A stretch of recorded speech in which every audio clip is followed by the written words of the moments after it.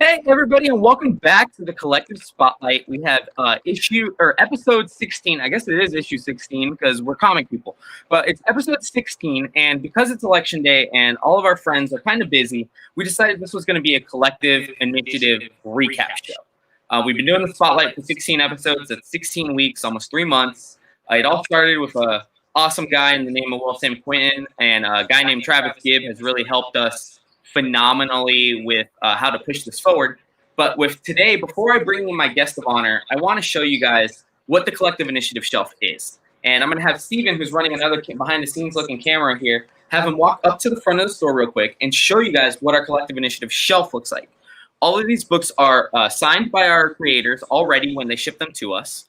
And they're all self-published books for the most part. I mean, we do support David Galliano, local, Mad Cave, very small imprint, but we support them as well. But hey, Pete, Pete says lies. But no, Pete has a book that he's supposedly redoing. Pete is somebody that literally our hope is to get the book in the store. But yeah, Steven's showing you the Collective Initiative right there. It is a full shelf. All of our creator friends have done a nice job of giving us I Am the Collective copies. And then we have this shelf, which is like any other shelf in a comic book store. Alphabetical order, starts with Will's 47 Furious Tales, goes all the way down to Travis Gibb's VooDoo Nations. All books come pre-signed. We do not charge you more for the signing. Our creators are nice enough to send us the book signed. Sometimes they do inscriptions, things like that, and we just pass on the savings to you guys. We have items from Kickstarter, items from straight up self-published, items from Indiegogo, and like I said, things from Mad Cave, AWA, Stephanie Phillips, who just recently did Red Atlantis 5, or Red Atlantis. She is from Florida, so we support her. We put her on the Collective Initiative shelf sometimes. With that being said, I'm going to throw Steven out of here. Literally, he should just put his phone down on the floor so it doesn't break anything. And I'm going to bring out the man, the myth, the legend, William Sam Quinton. How are you doing today, Sam? Hey, I'm doing pretty good, Danny. How are you doing today, man? I'm doing awesome, man. So while I wait for Travis Gibb to jump back in, because, you know, he was very comfortable in his couch earlier, I'm going to ask you a question. Yeah. So you were, you know, the baby of this, you know, you literally were the first book that we did. Talk to me a little bit. I think you were able to get in one shop in your hometown over there in Kentucky. But tell me a little bit about what it was like when we approached you and said, hey, man, we want to buy 10 copies and we want to put it on our shelf. Right. So we'd been in shops in Lexington, Kentucky, just south of Frankfort, because our local shop went just to straight games and basically did a GameStop impression. It's kind of a weird place now. And then we had a couple of shops who had supported the Kickstarter campaigns. One in New Jersey, and then one in Colorado, one out in Utah. Unfortunately, the one in Colorado closed from COVID, and the gentleman who owned the one in Utah, he actually died from COVID in April. So yeah, it's been pretty rough. But so one of the things that when you reached out, I knew that we needed to make sure that we had a way to get it to you with enough margin so that you guys can make your money on there and help keep the lights on. I used to own a shop in Richmond, Kentucky. Hey, Pete, what's up, man? I used to own a shop in Richmond, Kentucky, and that's one of the things that you learn really quick when you own your own store is that you have to be mindful of your margins. And so I knew what my margins could be. We worked out what the price point was at, because really when you're moving indie comics, you know, don't try and think of it as, you know, hey, I need to make, you know, this much profit per book. Think about the whole box that you're shipping. And from my perspective, if I can make $2, $3, $5, whatever, on a shipment that I'm sending out to a shop, and that's worth enough of my time to get it out there. Now, bigger boxes, maybe a little bit more. You know? But no, Will, like, honestly, I mean, without your help, we may not be where we are now. And another guy that's been hugely a big help of this is the man I'm about to bring out right now. He looks like he's super comfy on his couch. What up? But it is the man, the myth, the legend, Travis Gibb. We literally had him here this weekend. Travis, it's good to meet you, man. Yeah, Travis, this is Sam. So Travis actually is very much like Sam in the sense that he helped us champion our first store exclusive that is featured on that area. You probably saw that when Steve was showing you a Collective Initiative shelf. We have this sitting right at the top. Not only is it a store exclusive that literally features our employees' heads and things like that, but we've now gone as far as, they're signed. And we just recently, Travis's book is the first one that we do this with. We have COAs, tamper-proof seals. I mean, we're going to start doing that with as many books as we can, because you guys are professionals. I don't want that to be lost when we say there's self-published books, indie books. You guys are still very professional. And Travis, I brought you on because literally, same token as Sam, he was the first guy that gave us a chance. You were the first guy that really put the numbers there that said, hey, we can carry more than 10, 15 copies of a book. You did a retailer tier on Kickstarter that I think to this day I have not seen be matched. And I think you've talked about this a little bit when we did a CromCon special, but talk to me about your thought process on doing that retailer tier and how it may have helped you get that exposure for books like VooDoo Nations and your other projects moving forward. Yeah, I think most people, when they're doing a Kickstarter, they're going across that. All they're worried about is funding. So whatever it takes to get them funded. They're not thinking about the secondary market. They're not thinking about anything. They're like, what does it take for me to get the book to people who buy it so I can print some and I can do the next one? Where that's not the way I look at it. I was like, look at how many people can I get this book into their hands? So whatever that cost is. So I try to go as affordable as possible and as user-friendly as possible. And when you're talking about, store exclusives or getting into shops, I need to make it really enticing for you guys to come in. You're only going to be a handful of shops that are going to have this. So what's going to make it super stand out on your shelf? And one of those things is making a tier that makes it so the store has it at a very, very low cost. I'm very lucky that I have a very good rate. Hey, David, I'm very lucky that I have a really good rate, so I can make a lot of exclusive covers. I can do a lot of really cool things. Not everybody has that, but yeah, my goal is to get it as cheap as possible and allow you guys to have something special. So when you're talking about it, I'm just as important as tomorrow's crossover with Dnd Cates. I'm in the conversation because I'm a name that's around the shop, and that's what's going to be better for me long term, even though it may cost me, much like he was saying earlier, but it may cost me more now, but the long-term benefit is way beneficial, way better. Definitely.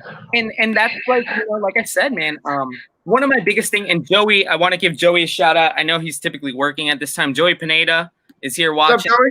And Joey is also another guy who I have to give a ton of credit to. We have his book, Trouble's Back. 1, 2, and 3. I like that comic. What I love about what Joey did, and again, what you guys did, Sam and Travis, he knew what he charges for these, but he went ahead. He had 3 issues. He said, I'm going to give you a bundle. I'm going to give you a great deal.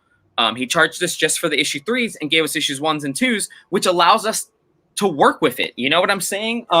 Getting books. One thing that's really tough with the collective initiative is, what do we do with issue 2s and 3s and 4s? It's really easy to stock a ton of issue 1s. Everybody is going to be intrigued. Now you gotta, and it's just as much our job as it is the creator's job to keep people interested in the product. Sam, you've been working on 47 Furious Tales 2 for at least, since we've had that book, it's been about 4 months and you've been working on this. We have guys like John Arroyo, who because he did a testimonial video for you. He's always excited about it. But then we also have other guys that we know purchased it.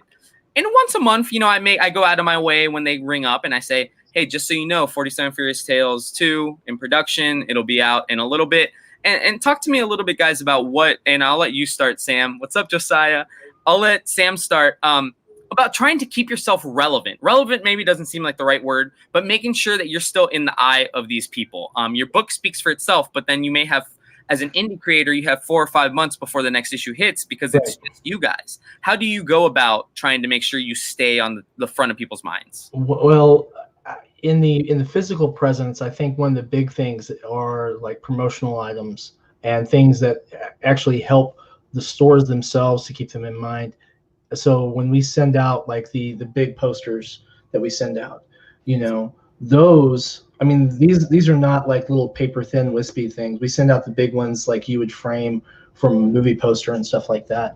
And the idea is that we put the quality up front so that not only does the store know it, but you can see it when it's up there.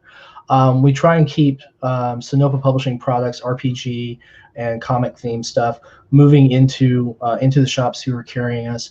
And then with the actual Kickstarter campaign, like what we have now, we have our price point set. So of course we're keeping money in the shop when it comes through. Like for example, right now the first 2 retailer tiers are 20 copies for $45, and that includes shipping in the US.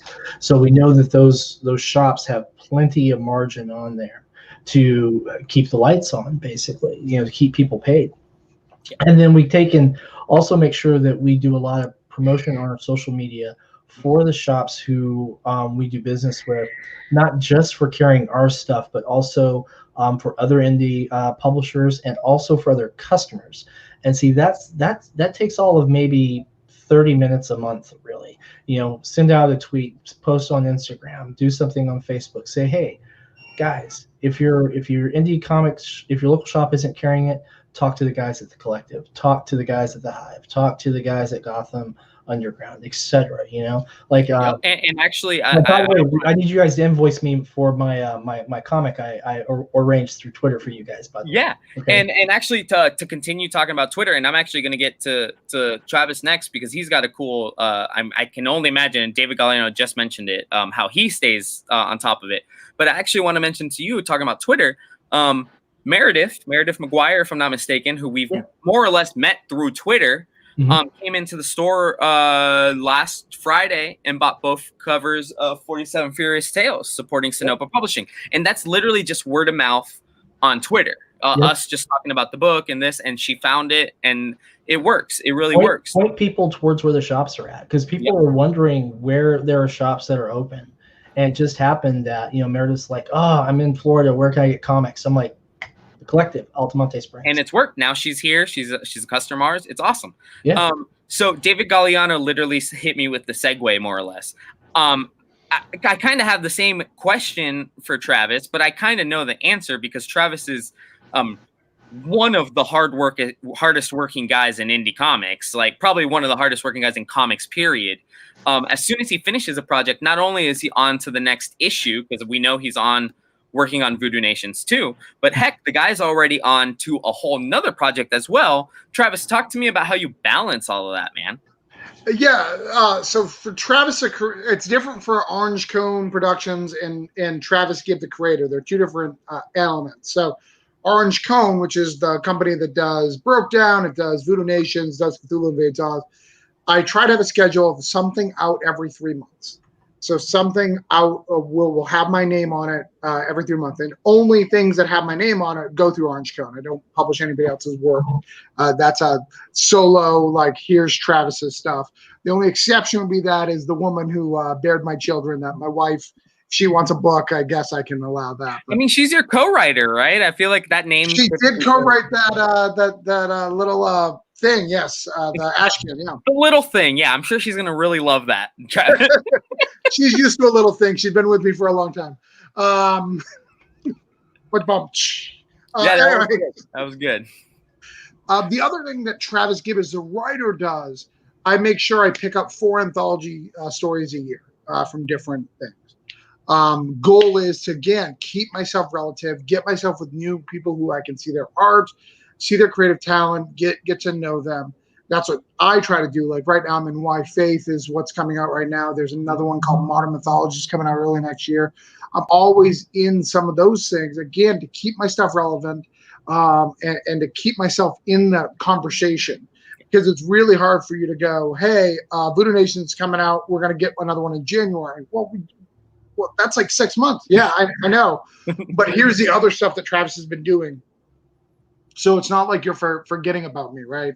Yeah. I try to have a Donnie Cates schedule, a book a month, but I'm not quite there yet. I mean, you got a buddy, John Hedrick, over there. You could probably hang out with him. I hear they're buddies. I hear they're boys now. They're boys, and Jonathan Hedrick, I mean, he tries to keep pace, right? He's like, Cable Kid, Mississippi Zombies Freak Show. I mean, no, he's also, I don't know what's in the water in Melbourne. Sam, if you're ever moving out of your state, man, Melbourne, Florida, because something's in the water there with comic creators. These guys literally. Okay, so I'm gonna. It's tequila. It's the tequila. That might be what it is. It's the tequila from Mexico and the rum from the Caribbean. People are doing amazing things with the rum and the tequila down there. Javi says, "Sup, Sam." Javi, Hey, what's Javi, up, thanks for man? joining us. So, I'm going to do a real quick recap of some of the books that we have on here. Obviously, I'm going to start with Sam's 47 Furious Tales, and what Sam actually before we went live. So these are both issue 1s. Yep. This is his what is the first print. He does not have many of these left. We literally only have one left in the store. But Sam's a smart guy. He knew that because issue 2 hasn't come out yet, he still needs copies out there. So he did his whole second print cover, same price, signed still, and this is the infancy of the collective initiative. Before we even had a shelf, before Steven had designed a logo, this was just one book sitting on the independent shelf, and it just said Danny loves this on the top, and that's where it started, But Sam, while I'm holding the book, tell people a little bit about what 47 Furious Tales is. 47 Furious Tales is the story of the 47 Ronin from the early 18th century Japanese history, but it's told through anthropomorphic animals. So what you have are samurai squirrels and foxes, rabbits and monkeys, and we have this whole tale unfolding over the course of a 12-issue series. So, right, for example, issue 1 right there, we have now plenty of copies of issue 1 for the second printing, because I went really bold on that. We ran a 3,000 copy press run on that, because we were moving a lot of books in a very short order, and figured, well, with 11 more issues to go, we need to make sure we have some copies when we get all the way down to issue 12, so that when we're kickstarting that, we have the option to put that in people's hands. But I'm starting to wonder if I didn't maybe need to print 4,000 instead, because we picked up some other stores who were wanting to get a hold of that. The Hive down in Odessa picked up a bunch, and a few other places around here, but they only have the second printing because we are actually out of the first press run.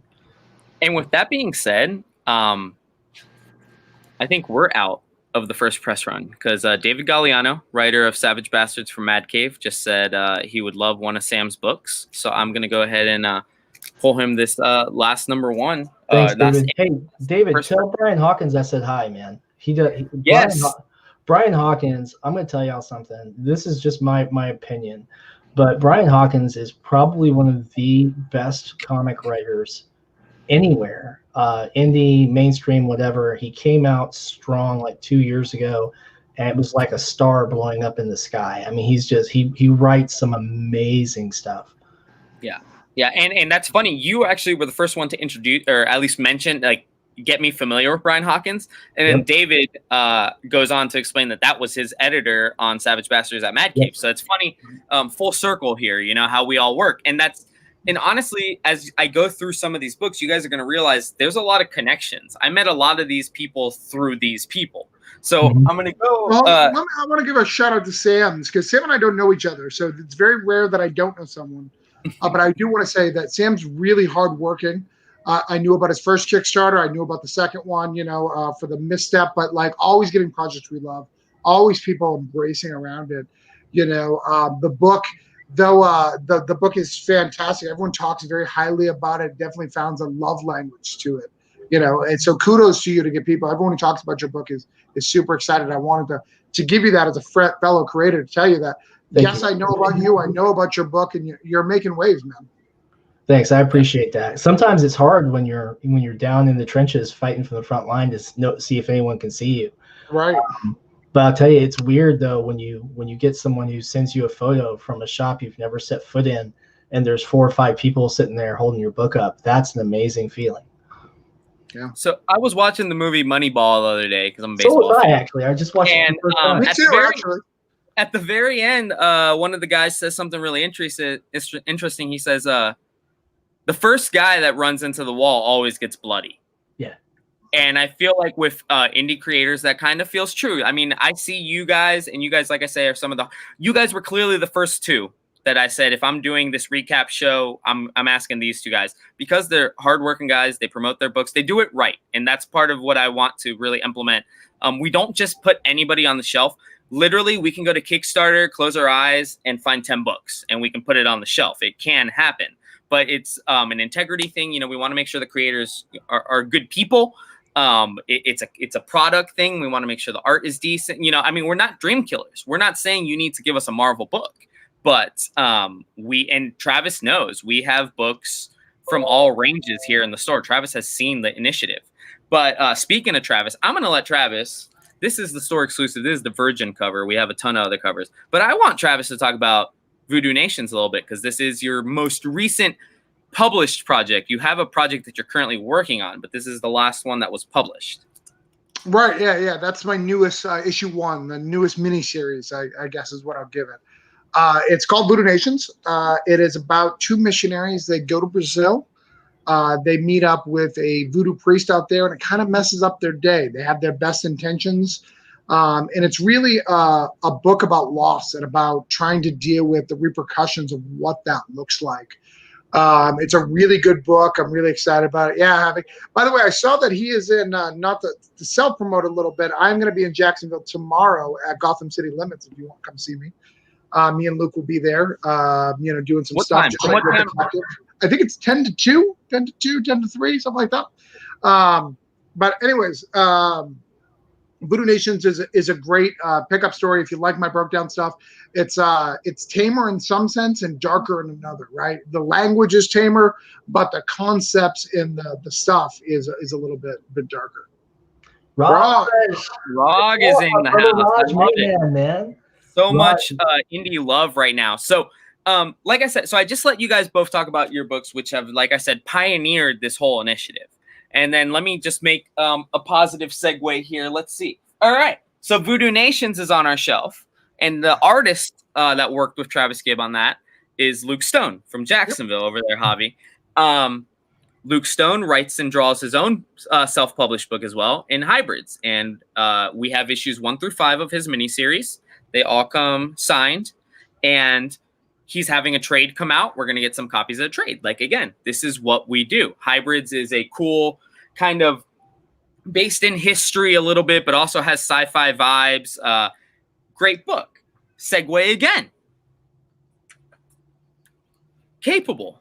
Like we said, Travis Gibbs is great friends with John Hedrick, who we may be making his head blow up a little bit with the comparisons we make for him here in the store. But we love Jonathan Hedrick. And Jonathan Hedrick, literally, another cool story about these creators. I knew nothing about John Hedrick besides that Travis knew him. I like Travis. Travis is a good guy. Never done me wrong. So if Travis believes in somebody, I'm going to go ahead and at least believe in them in a certain aspect. So I asked Jonathan Hedrick, hey, we want to have you on the collective spotlight. Let's make it happen. I'm all for it. But before I come on the show, let me send you some books. Absolutely for free. You can read them and then put them on your shelf. John sends us a copy of Capable. He sends us a copy of Freak Show Princess. He sends us a Recount Ashcan. John is clearly very talented young man. So Capable, we have issues 1, issues 2, all signed. John Hedrick is doing a book for Scout Comics called The Recount that comes out next week. We already had a relationship with John from his self-published time. And granted, Scout is a small imprint. They're from here in Florida. We support the heck out of them. But because we already had that relationship with John, we ordered 125 copies of his Recount book, and we invited him over to do a signing. I mean, these are just these are the connections that you make and the progress of where this collective initiative starts. Again, segueing, return to sender. One of the creators is David Summey right here in Lakeland. But where is Travis? What's the segue on this one? Segue is I did a 4-page backup for that. So I did a 4-page backup in that comic book. So that's why they got it. Also, Luke Stone, my artist, happened to do a variant cover for him. So it ended up being a good connection. We got David into the store when we did a signing. He actually got to sign something. And then what's great about it was great for the customers too, because they got to sign VooDoo Nations. They got to sign, the Return to Sender. They got a full thing of signing by writers and artists from around the table, which was great.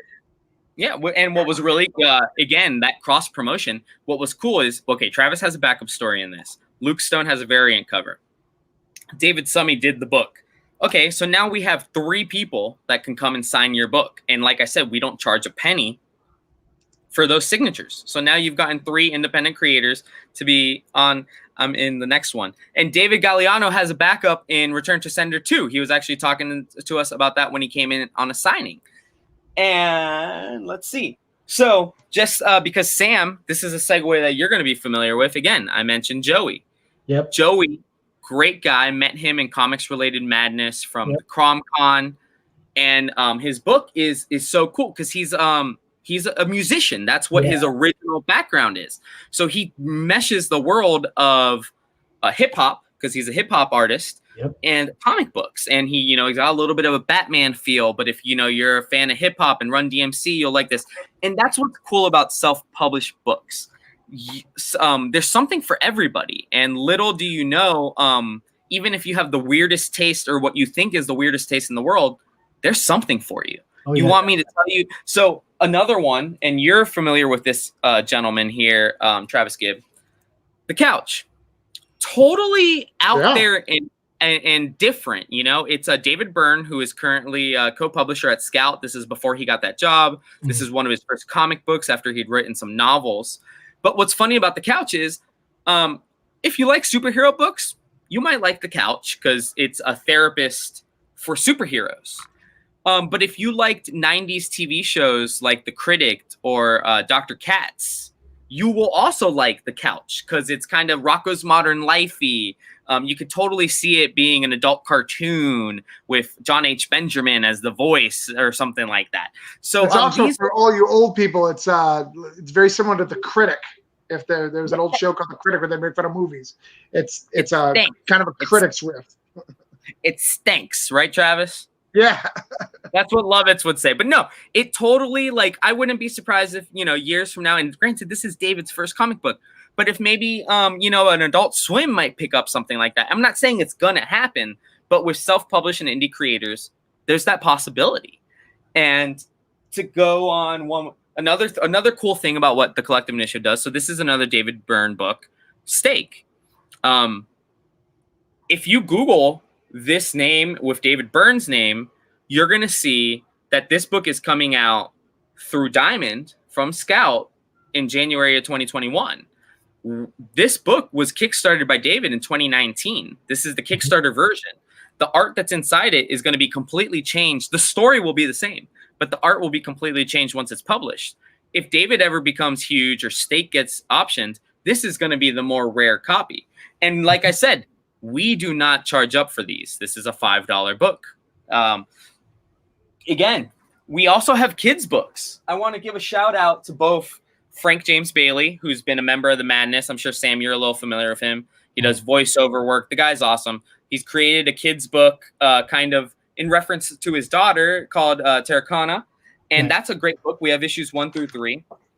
One of the bigger shout outs that I want to give to is Timothy Potts. Supercat, yeah. Timothy Potts is the creator of Supercat. Timothy Potts started creating Supercat when he was 7 years old. The backstory here is he was drawing them in his 2nd grade classroom and selling them to his classmates, selling Supercat comics to his classmates for their milk money, pretty much. Entrepreneurship, if I've ever heard it myself. So what was extra cool is not only is it cool to have all ages books in the Collective Initiative, but what Timothy and his father did with Supercat is they also, because it's literally meant for that all ages demographic, elementary school readers. Willow would probably love this, Sam.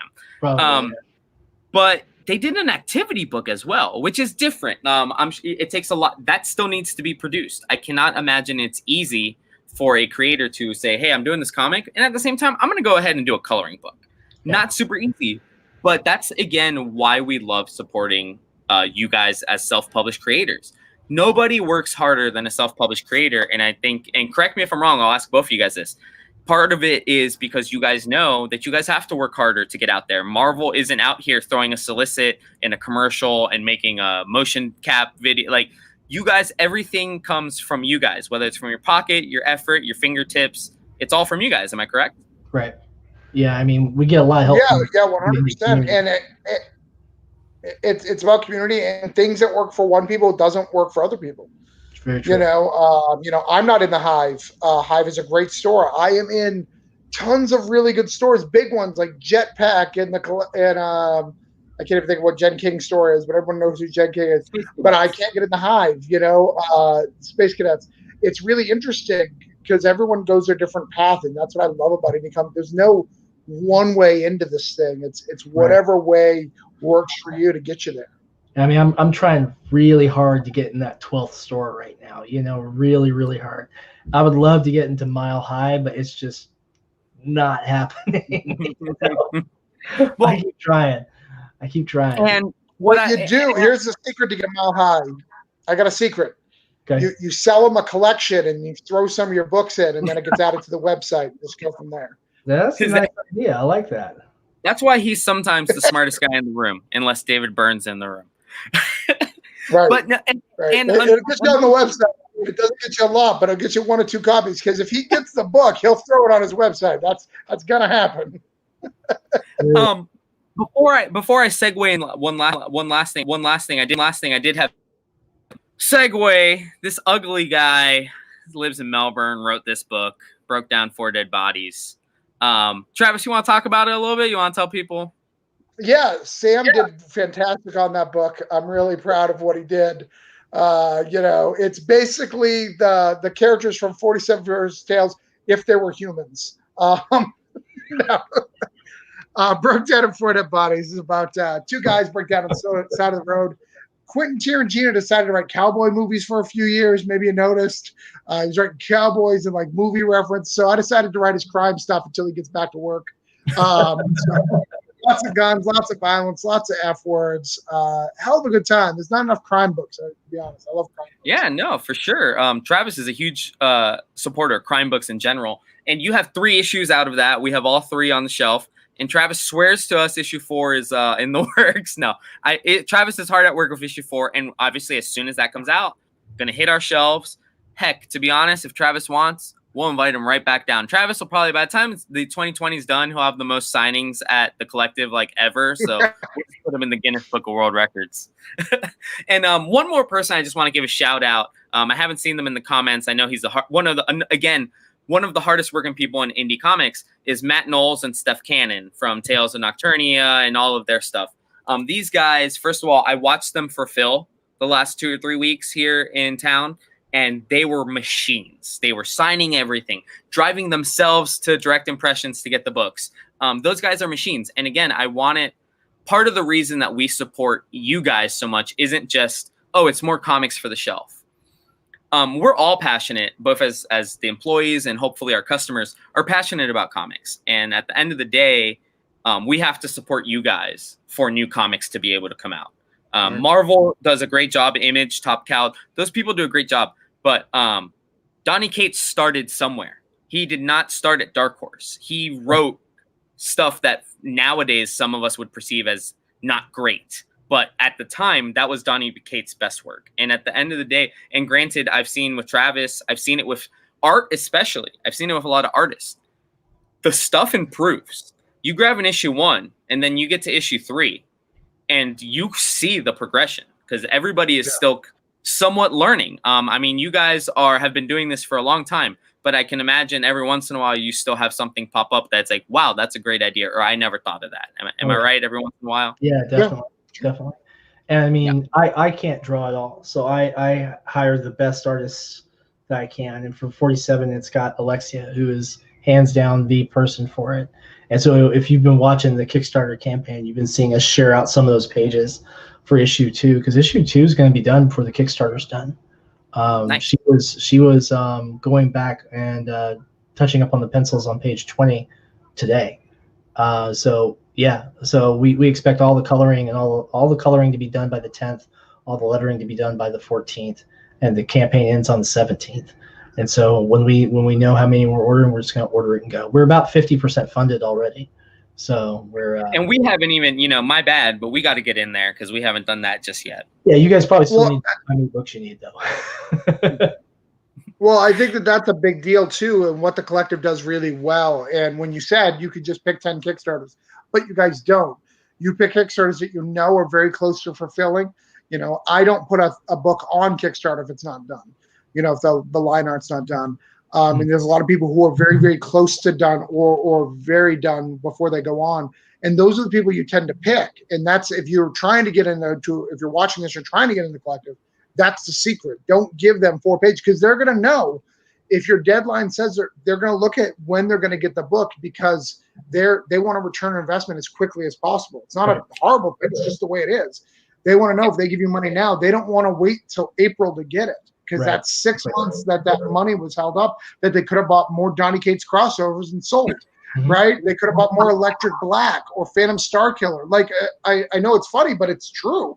They could have bought more of that to actually make money today while they're waiting on your book. And you would have still sold it to them when you got it in April. So why do they got to do it now? But if you want them to invest in you, you've got to do the work beforehand. So that means you've got to open up your wallet and invest in your own stuff. And to be fair, we're very patient wouldn't even be the word. Sure. We're flexible. And Sam can probably attest to this, because actually I haven't had to let him talk about it. But Sam actually, and granted, when we do, exactly like Travis said, we do look at when it's going to be, when the fulfillment date kind of seems like it's going to be. And, we can work with a month, 2 months, 3 months, because things happen, especially in a pandemic. But when you hit us with, and I know there's Kickstarters that are like, yeah, it's we got 4 pages done. It'll be done next year. That's one where we're gonna play it closer to chest. And with Sam, on a different, we're a comics and game store. The Collective Initiative started as comic books. Our 5th edition D&D is absolutely huge in our store, as is most role playing. So Sam also self-publishes Dnd Campaigns, which we have funded and are doing some copies here in the store. We've already done his previous RPG books, his source books. But Sam, talk to me a little bit about that, because first of all, you had some personal issues come up with your health. And first of all, I can imagine doing an RPG book's a little bit more difficult than doing a comic. It's a different animal. It is a little different animal, because the writing's more intensive. And so we had really 3 things that kind of hit a perfect storm on the Death Comes to Glenfall one. In September, when I had the book file, and I was formatting the cover file and saved the cover file over the book file in September. And so I had to go back and start reformatting everything. And the next week, I went to see my dentist because I had chipped a tooth. And for those of you who are seeing me today, you probably noticed that my face looks a little different. Well, my face was really puffy, and I thought I was just gaining weight. But I had a medical problem up underneath the gums in my mouth that I didn't know about. Couldn't see it, couldn't feel it, anything like that. I spent 23 hours in dental chairs over the course of 3 weeks, getting procedures done to rectify that. And then subsequent, I had recovery time down there. So for basically 3 weeks, I was feverish because I was recovering from all this. So I lost a lot of time. And so we're 3 days late on fulfillment. We expect to have PDF probably done this weekend. And then when the PDF goes out, we'll get the order in and then start shipping the physical awards. So we'd be probably about, I think we're going to be like 2 weeks late on the print stuff, which I really hate being late. I don't like being late at all. But I think I just moved on. But we're going to get it out. We've been keeping everyone updated. And that's exactly where I was going to go next, Sam. That's the second most important part, especially in a time like now with the pandemic. Things are going to happen, but communication is so important. You, to be fair, and because Travis was texting me every other day, so I didn't really pay attention to his Kickstarter updates on VooDoo. But you and John Hedrick are on top of it with your Kickstarter updates, and which I think is important. Communication is key when you want somebody to trust you with very little prior engagement. Right. So the fact that you've texted me multiple times, said, hey man, I know I said this date, this came up, it's going to be that date. As long as I know what's happening with our money, and I think a lot of customers are the same way, it's okay as long as it's a hiccup, and I think that goes along. And again, that's why we don't screen anybody. But like I say, I make sure that if I could have a beer with the guys on the Collective Initiative or the guys and gals on the Collective Initiative, I'll probably carry it. But, if I can't see myself at least hanging out and having a beer, maybe not. But the thing too is that when you are fulfilling, especially on any crowdfunding platform, your fulfillment record is incredibly important. Like I started using Kickstarter as a creator in 2017. Death Comes to Glenfollow was the 13th successful Kickstarter campaign I've run in 3 years. And you don't do that without hitting your fulfillment. Even if it's a day or two late, people are usually pretty patient, thankfully. But with that, you've got to keep people informed so they know. Like one of the first books I put out, when I got the shipment in from the printer, I had 30 copies of the book, and 27 of them were printed upside down. And one of them had the cover and then had a different book inside of it. I still don't know how they did that. Oh my gosh! So no, yeah, and it's like and it like I said, it had had it upside down when they went to you, didn't we? Yeah, you and that came direct from the printer. That was no fault of your own or anything like that. And we had to wait for the replacement to come, and a couple little things. But again, that communication, and you straight up said, "Give me your order number. I'm gonna reach out to them." We could have had to do that, but you took that initiative, right? And we don't let problems stand. We don't. We fix it. And then Travis disappeared. I thought he fell asleep for a second because he was just like sitting there with his eyes closed. But Travis, you currently, we haven't given you a chance to talk about it, and I'll let you kind of take a couple minutes here as we're wrapping up. You have a Kickstarter currently going on as well that I haven't not even mentioned one word about yet besides David Galliano's post. You want to talk about it? Sure. Yeah, I've got a little Kickstarter that has 50-something creators. Most of them are from the Collective Initiative. So it is Cthulhu Invades Oz. So it's a trade paperback that has Cthulhu invading the Wonderful Wizard of Oz. We're at 50% right now of our $20,000 goal. And just so you know, that's $20,000 without me making money. Comics are expensive, kids. That's me paying the artist, printing them, and fulfilling them, and having a few copies left over. That's just taking care of people. But it's a really great book. And what's cool about it is unique versus other anthologies. It's one continuing story. So it'll show you different days of the invasion, what's happening on those days. So some of the best of indie comics are going to be in it. It's really cool. It comes in hardcover and softcover. We've got retail packages where retailers get their own exclusive cover, which is really cool. In the back, there's going to be slots for everyone to sign, which is really cool. So you'll be able to sign in the book. So there's a lot of really cool things in that campaign. And, it's scary. I'm trying to get $20,000. So if anybody wants to help out and get a copy, you're more than welcome to. And Travis did himself a disservice by not mentioning that it's going to be over 140 pages. So yes, this is 20,000 that he's trying to save up, but this is a thick graphic novel. DC and Marvel, unless they're really expensive graphic novels, only tend to publish about 129 to 140 pages. I think without hitting any stretch goals, Travis has already said it's going to be 140. So we could, be upwards of 150 when this is all said and done. Plus, it's two properties that not only have you done the research, but I mean, it's pretty obvious that Cthulhu and Wizard of Oz are two very enormous properties. Yeah, exactly. Like if you're a retailer or something like that, obviously it's easy to sell, right? It's got to go on your shelf. Unlike 47 Furious Tales or Broke Down for Bodies, VooDoo Nations, you have to explain what those are to a customer. You don't need to explain anything. Cthulhu and Oz, like if your customer is in your store, they probably know those two things, or at least one of those two things to bridge the gap into the other one.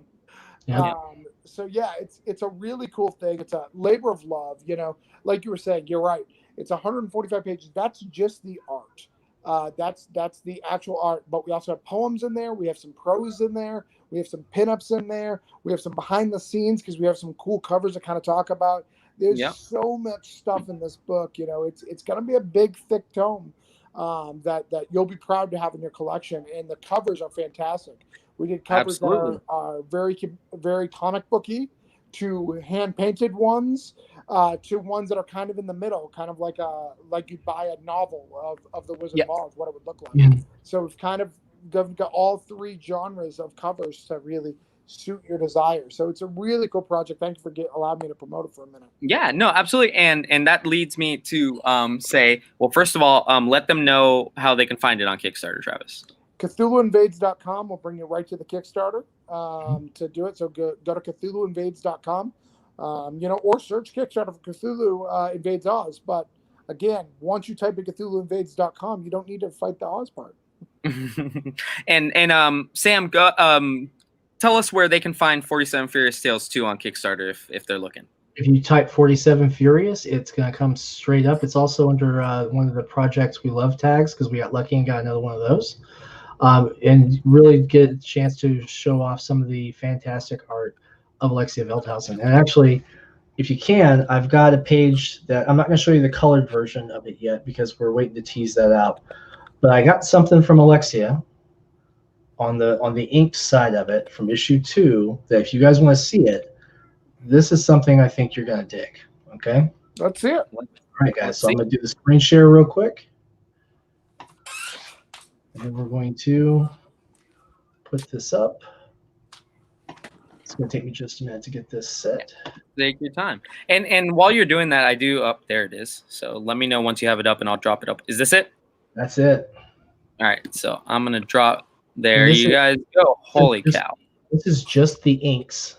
And remember, she does all the inks by hand, so this is all done with a brush. Yep. And again, while we have this up, and I'm gonna keep it up for a second because I want to say, writers work hard. Sam, Travis, hardworking guys. The unsung heroes of a lot of things because they don't get. First of all, they're not as talky and not as chatty as these writer fellows down here. But the artists are the unsung heroes of this. Alexia is one of the hardest working artists I know. Luke Stone from VooDoo Nations and Hybrids. We had him here in store, and the guy worked. The guy drew the whole time, whether it was a commission from a customer or whether we wanted some original art to maybe fill up the store walls.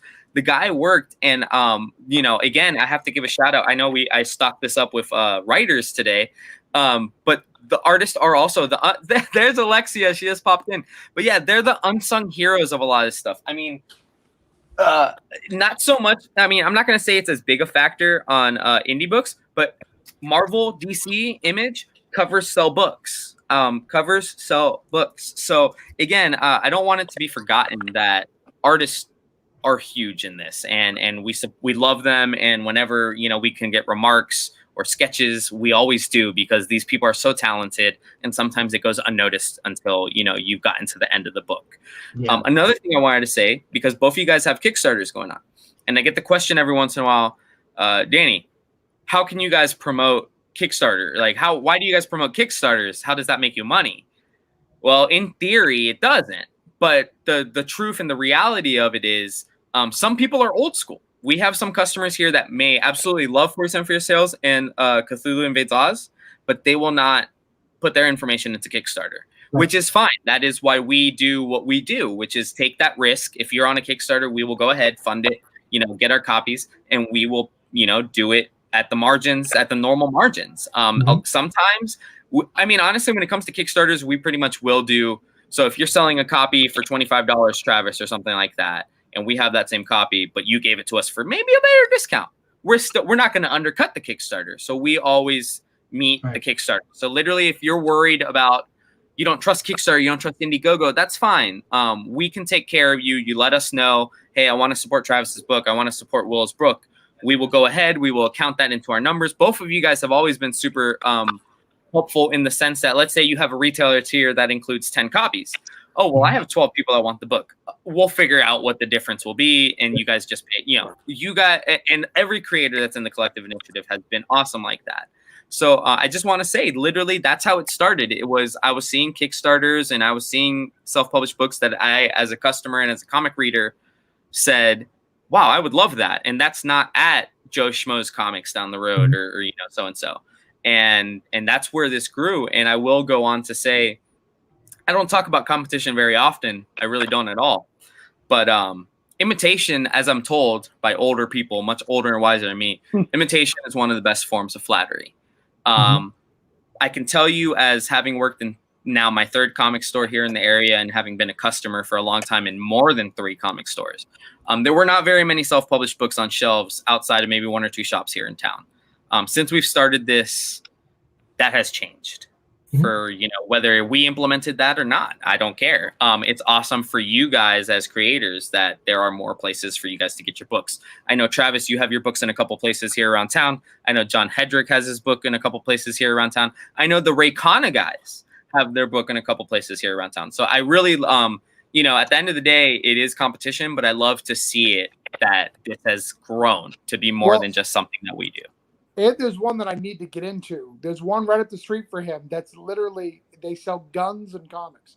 It's fantastic. I mean, if we have a friend. I don't know if it's I don't know what will. It's guns and comics. You just go in. We have a friend who's good friends with them. I'm just gonna hand him a copy of number 1. Be like, next time you go in there, just leave it on the shelf and see what happens. Yeah, I mean, it's fantastic. And they encourage kids to come in and play Pokemon and Yu-Gi-Oh right at the board. I was like, I need to go here. I'm super excited. It's like right down the road. It's hilarious. Yeah, no.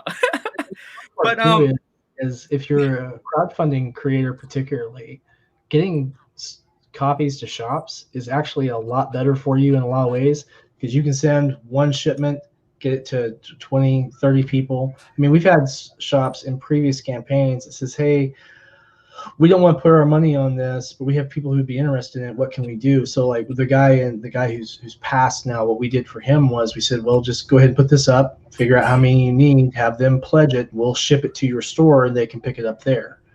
And that saved us money on shipment. Everyone was real happy about it. We had, you know, a handful of backers that came from it, and it worked pretty well. It was a little tough to keep track of on the back end, but that was just my problem, not anyone else's. But yeah, anytime you can get copies in store and the store's making money and you're making a couple of bucks, I call it a win. Well, and every store is different too. You know, for people that's trying to sell it, some like consignment, some like, you know, they only want to pay a diamond bill. Some people don't respect the Kickstarter bill. Sometimes they only want different things. You've got to really go to what the store wants and see if that's going to be a good fit for you as a creator. Because being in consignment's great, but if you never are reaching out to them and trying to sell it, you know, I'd rather go with a collective who's trying to sell my book, has a shelf for my book, who's encouraging people to buy my book any day than throwing it in a bigger store that could be consignment. Because yes, it's a bigger store, but I'm just on the shelf. I'm on the shelf with products literally coming in every Wednesday to replace me. 50 new books are coming in every week to say that my book is irrelevant, right? And most of them are written better. I've read them. They're fantastic. If they're written better, they're probably written by Brian Hawkins. I'm saying. And that's why we felt like the collective initiative deserved its own shelf. Steven can attest to this, who literally just walked over here. And Travis or Will knows. I'm being called as a witness. 47 Furious Tales was literally on. Thankfully, he was lucky that his book started with a number, but 47 Furious Tales was just on the indie shelf, where it could very quickly get lost. You know, thankfully we sold through 10 copies. And granted, I think Sam's now sent his third shipment over here. We got 10, and then he shot us some of the second prints. So it was really interesting. We had a lady come in, Meredith McGuire. Yes, I want to say I just called her like a week ago. You guys have 30 copies so far you've been through already. So. Yeah. But no, we had a lady come in and Twitter. Literally, I sold her. She was looking for your stuff, Sam, and sold her both a copy of the first print and the second print to 47 Furious Tales. So, and she was like interested in finding out about the RPG stuff you do and all that stuff too. So, yeah, we met her through Twitter. I was just telling Sam that's the power of social media. Did you guys sell out the RPG stuff already? Well, we have one. Well, because remember that the copy was error mistaken. So that was our copy, so we could show it to people. But yeah. So you guys have sold out the RPG stuff already. Well, and I've had a few people too. I think we have one Steel Road book. Yeah. You know, I had someone come out last weekend to buy VooDoo Nations from you guys. I've had other people who are Kickstarter backers who came out to the store because they're just like, I haven't got it yet. Can I get it now? They really want to read the book. And I was like, well, Danny has them. You can go pick them up. And they picked up a cover. They were messaging me, what cover did I not order? Can I get that one? No, and what was cool was one of your guys actually came to get his copy signed. And because we were offering COAs, he already paid for the copy through you, but we were able to COA his copy because he also had a customer that we deal with on a mail order basis who purchased a copy and then saw about the COAs and asked us if he could buy another copy because it was COA. So Yep. Nice.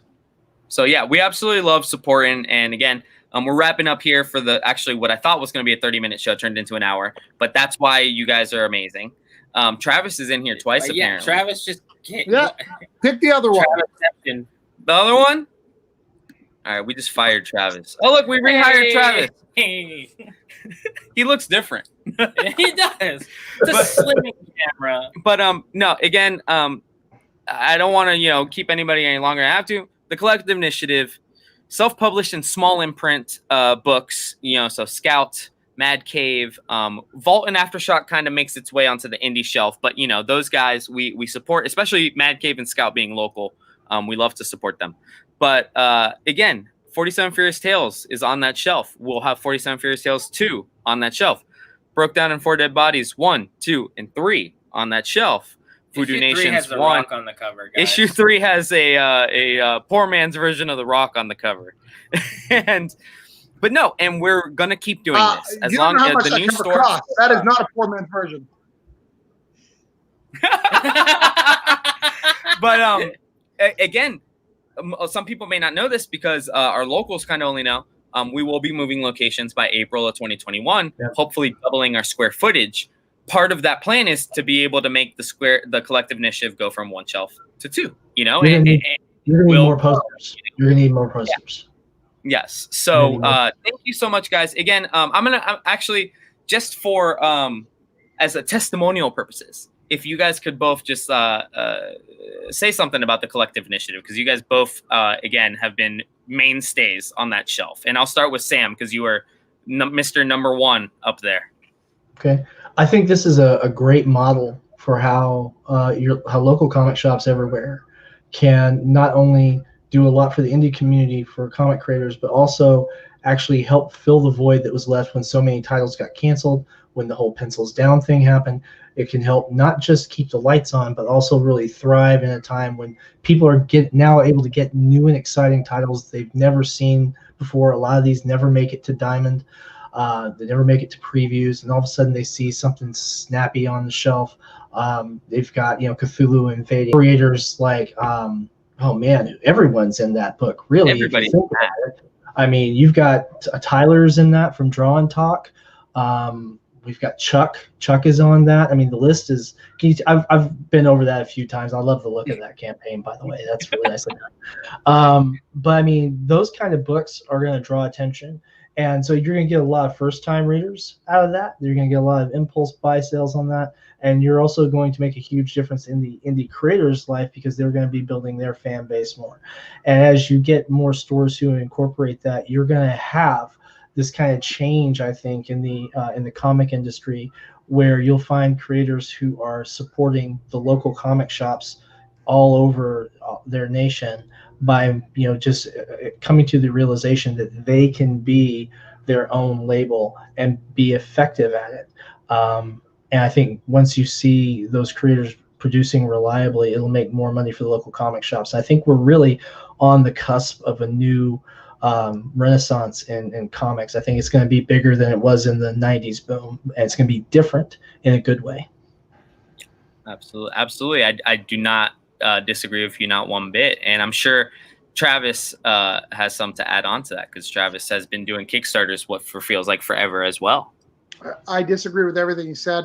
It's all lies and slander, very offensive, and much like this political climate, I am offended, and I vote for me, not for Sam. For this Collective Initiative. We still got an hour and a half to write you. I wrote in Travis Gibb actually on all my spots. I appreciate that. That's very important. My friends wrote me in Maine, they have in Maine, when you vote, you have a first, second, third, and fourth option. Like, here's my first pick, here's my second pick, just in case something happens. You need a first and second pick. I just put Travis as my second pick for everything, at least. We didn't have anyone run for constable here locally, and some of my friends here told me they were writing me in. I can't run for office. I don't want to run for office, but we literally didn't have anyone else running. So come tomorrow, I might actually accidentally be with the 1% of the vote, Will Sam Quinton, the new concept. It's gonna be, I don't know what I'll do, you know, because I don't want the job, but I might have it. I don't know yet. What does a constable do? I don't even know what they do. Here they have minor law enforcement authority, and they serve summons. Oh, fancy. He's gonna summon everybody to read 47 Furious Tales 1 and 2. That's what I'll probably get impeached, because what I'll do is I'll go out to where the office is, I'll draw a big summoning circle, and then say, okay, who's paying for this? And we'll see. we'll Oh see my if God! Here in Frankfort, Kentucky, still want me as the constable. Fun times in Kentucky, huh? Kentucky's weird, man. Thank God it's not a swing state. That's all I gotta say. So Travis, because you've actually seen it in store, tell me. Yeah, you've lived The it. collective initiative is a very positive thing for the community, right? What it's helping these comic stores, not just a collective, but any comic store, get people who are on the cusp of possibly doing something great, giving them a chance, allowing them to be on the shelf, allowing them to be in the conversation, like a Donny Cates or Chip Zdarsky or Tom Taylor or Tom King, having these conversations and allowing them. What's that? He's Jonathan Hedrick. John Hedrick. You missed him. The next Donny Cates. Yeah.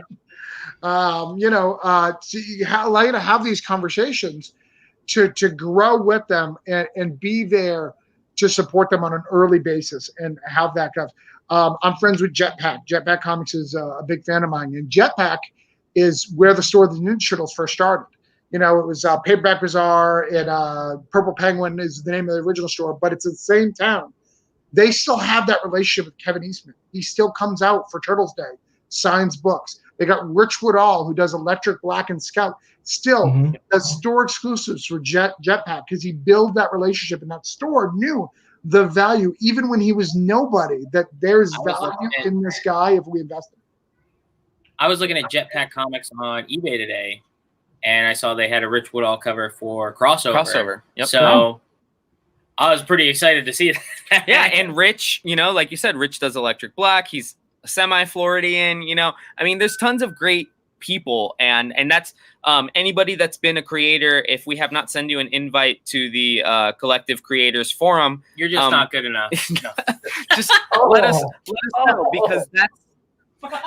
because that's the community that we are trying to build here. Like we said, we're not. Gosh, we gas up honestly, Jonathan Hedrick just needs to shoot a promo for us. But no, Jonathan Hedrick is just the name that comes to mind. He's done books like Capable. He's done books like Freak Show Princess. But if the recount blows up and the recount is optioned, I mean, yes, the recount will be an expensive book, but his self-published books will be very sought after. And this is new to the market. Yeah. This is very new to the market. Self-published books were not as big in the 90s and early 2000s. So, but they were. The Crow was self-published. That's true. Lady Death was self-published, which is still selling tons of comics now, both on Kickstarter and stuff. There is tons of self-published books. Crusade comics by Billy Tucci and She. Yeah. Yep, Billy Tucci. Yeah, there's been people that kind of paved the way. Yep. There's been people that have paved the way to where we are now. And again, the show ran way longer than I thought, but it's because we're so passionate about all this. Again, I just want to say thank you to all the creators. Well, if you take that link, that Google link at the bottom there, you can give a quick little skip the Google Drive. I don't know if you can open that real quick. You want to give a scan through and show Cthulhu Invades Oz to show all these cool creators that will be in the future of Collective, you're more than welcome to do so.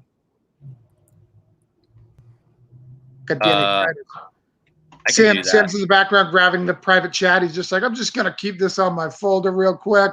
Just in case I want to look at it later. Just in case something comes up. It's funny, though, because you've got I was doing something similar, actually. I have something for everyone with the Collective as well, because we're getting ready to do our holiday thing for the Comic Book Madness, right? Where last year we gave away digital copy of issue 1 for the Madness. Madness has blown up by more than 1,000 members. But for the Collective, I have something for you guys. This is a a free link for anyone who hasn't read issue 1 yet. They can get issue 1 for free. Drive Through Comics from that link. Boom. I'm going to put it right there. And also, if you're somebody who bought a signed copy and you just want to not ruin it because it's such a beautiful book, you can read the digital copy there as well. Give me 2 seconds to do this screen share. Travis and I got everyone covered, don't we? Travis, man, I'm really digging your work, dude. Really, Thank you. Really. I mean, I'm looking forward to Cthulhu Invades Oz. There it is. So that's Cthulhu Invades Oz. I'm going to scroll down a little bit. I'm disappointed that the very next page did not give me like a 600 list of creators, because that's what I was expecting. No. That's like pre-press. You'll have that. That's not there yet.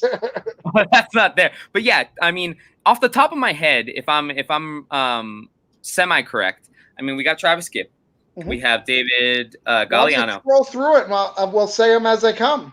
There we go. All right. I didn't want to spoil the book, you know. Spoil it. If people want to, if people want to pause right here and read every page, they're more than welcome to.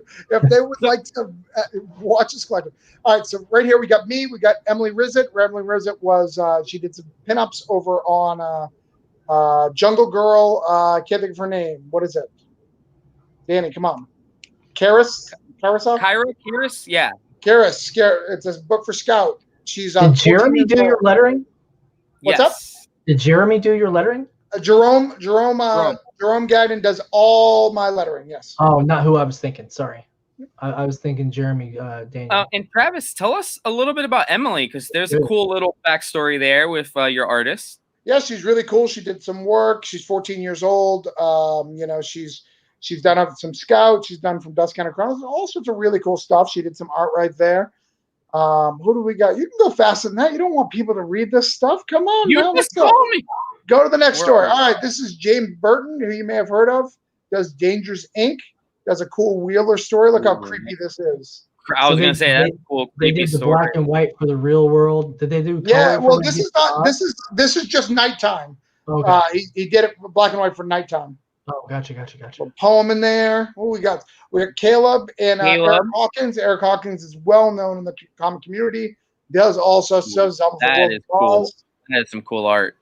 Caleb is live right now with Unicorns versus Vampires. Oh, is that him? David Burns and Brian Silverback. That's our boy, right? David Byrne right there. David Byrne right there. And one of the guys, I forget his name. He was hilarious, but he said this was his favorite story so far. One of your creators on your first day. He kept thinking it was Scarecrow, but yeah. Yes. David Byrne's super excited about that story. Then we got Chuck this one. Everyone loves Chuck. Everyone loves Kyron. Everyone else. And then Alan did the colors on that. Okay. Who we got here? Colors. This is Galliano. He's got Stoney Wilson from Villainous. Wow. Yeah. So the writer of Mad Cave's Villainous, which is doing really well, is the colorist in this book. That's awesome. Very fun story. I can't wait to have all you guys on a spotlight and in store, or as many of you guys as I can, because this is going to be a fun one too. Yeah, I'd like to come down next summer if we can make it happen. That would be fun. I've talked, granted it's tough to schedule everything now, but we would love to in 2021 at some point in time have a collective initiative con.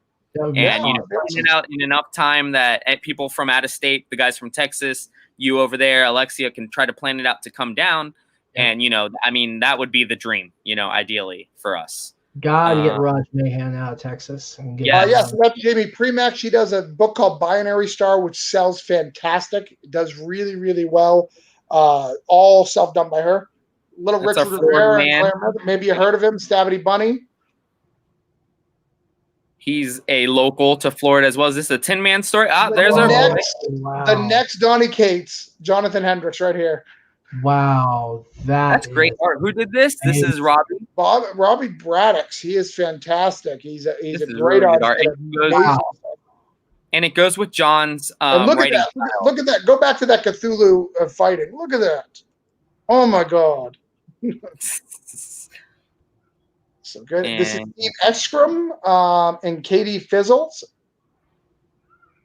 She does really cool art. Look at that beautiful lines and art coloring. Yeah. part 2 of Chuck's story. He got a part Another 2. Chuck and Alan. That's awesome. I love the look on the Scarecrow. I just like how your guys' character designs are, while they're characters that people know, they're fresh. They're fresh takes. Exactly. We got Tyler Carpenter. Story. Mr. Wow, he Braun did Cock. everything besides the letters on that. I love when you have these guys that are kind of Renaissance, Renaissance people. That is Greg Elises and Brian Severa and Ryan Shemek. This is my favorite story in the book. This is like the Game of Thrones, a wizard who is Wizard. We've changed his color to black. He's a black character instead of white because we ain't racist. We'll do a thing. Oz got everybody. It's got everybody. And then we got the Lollipop Guild. This is Source Point's own Kurt Belcher doing all sorts of stuff.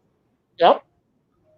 And what I love is that you're getting a little. It's like in true anthology fashion. You get a little bit of everything. You get some dark. You get some light. You get some colors. Did Mike Spivey work with him on this? Yep. Yeah, he sure did. Yeah. Yellow.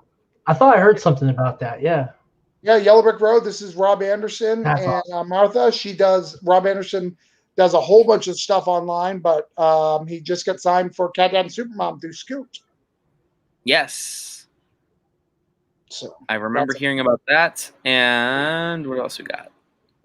This is Russell Noltes and Nick Torres. Nick Torres does a book called Pixie Dust. Russell Noltes does everything. He's fantastic. Gosh, you guys kept Jerome busy, man. He was lettering left and right. Yeah, Jerome did every single story in this. That was part of the deal. And then we got Joel Rodriguez ending it up. Oh, I met Joel yesterday or Saturday. Had a beer with him on Saturday, right? I did. Had two beers with him. He's going to be a new father soon. Yeah. Oh, cool. So, go. That book, I wanted to show you guys again, showing, hey, we're close to done and building it. And also showing you a lot of those people we didn't mention, Matt and Steph's in the book and a whole bunch. They're on the collective doing all sorts of stuff. So when this book comes in there, it'll be kind of like the collective yearbook. Yep, we got. We're going to have to get Sam in volume 2 because now that we hit 50%, as we have announced, it's going to be Cthulhu Invades Wonderland will be the sequel. Yeah. We'll start production on that. We're the collective, and we approve this message of Cthulhu Invades Oz hitting 50% because Travis was like, please help me get to 50% today. And I said, Travis, you know what? I'm a wizard. And we did it. Cthulhu Invades Wonderland next? Yes, that is the sequel to this book. Yeah. Now that this is funded, we'll start that. What's up? You got the team laid out for that already? No, we're building the team now. We just I wanted to get this to 50% before I'd set the team to make sure that this is going to happen, Oh, I gotcha. Yeah, and I think Sam would be great to maybe write a Wonderland piece, especially with his influences from his daughter Willow and everything like that. Yeah, and I tell you, if that could happen, there's a couple artists I know who'd be absolutely outstanding to work on something like that. Nick Capone or Christian Martinez, either one come immediately to mind. Christian Martinez. Something to talk about, brother. Well, I'm glad I could get you guys set up. See, this again is that whole community that we're trying to build. It started in Comics Related Madness and some of these other groups, and now we want to just pass on that goodness to all of our collective initiative people. With that being said, guys, I'm going to say thank you very much for joining me, man. You guys are everything we can ask for and more in creators and friends of the store. So thank you very much. His name is William Sam Quinton. The book is 47 Furious Tales. We still have copies of issue 1 here in the store, and issue 2 should be coming out before the end of the year. Correct, Sam? We're going to be shipping in December. So depending on how long the post office takes, you either get it the end of December or the beginning of January. That's why our fulfillment date's in January, just to account for that shipping delay. Perfect. And we will have those here in the store. Thank you so much for joining us, Javi. But Sam, I will let you go. Thank you so much for being here, man. We'll see you. Honestly, we'll have you back on the spotlight when issue 2 is here in the shelf, so you can talk about that. Travis, it's good to meet you, man. I was really looking forward to this, and it was really good to get to talk to you. And we'll talk to you soon. Yeah, Danny, man. Yeah, me privately. We'll talk more, and we'll see if we can get you in the next volume. Sweet. I'll reach out to some of the guys and see if they're interested, and see what we can make happen. All right, sounds good. Cool. Thank you so much, Sam. And Travis, again, thank you so much, man. Again, you're such a supporter of us, man. You came here Saturday on Halloween knowing you got to go do family things at night, and you're here again. And I think you said you're going to stop by tomorrow and drop off some things. you, again, hardest working guy in the industry that I know, along with so many others. And thank you so much, Travis. We will see you soon enough, whether it's for Voodoo 2, Broke Down. We'll see you for something soon. Soon. Christmas party. I'm invited, right? I'm coming. Yeah.